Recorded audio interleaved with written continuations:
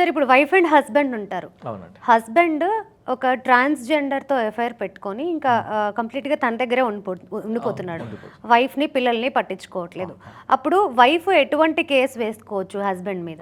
జనరల్‌గా wife and husband మధ్యలో ఉన్న డిస్ప్యూట్స్‌కి మాత్రం 100% 498 గానీ, తనని హరాస్ చేసింది గానీ, అడిషనల్ డౌరీ అడిగింది గానీ, ఫిజికల్‌గా, మెంటల్‌గా హరాస్ చేసిందని చెప్పుకోవచ్చు.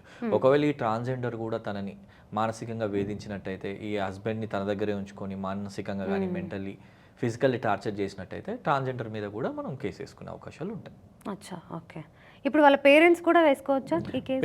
అబ్బాయి పేరెంట్స్. పేరెంట్స్ అనే విషయానికి వచ్చేసరికి న్యూసెన్స్ ఒకవేళ ట్రాన్స్‌జెండర్ వచ్చి చేసినట్టయితే, ఎటువంటి న్యూసెన్స్ చేస్తే ఏదైనా ఒక అఫెన్స్ లేనిది కేసు వేయలేము. అచ్చా! క్రైమ్ ఏమైనా జరిగిందా, అఫెన్స్ ఏమైనా జరిగిందా అనేది ఇష్యూ.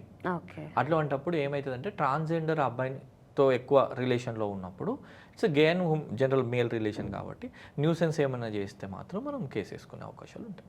ఓకే.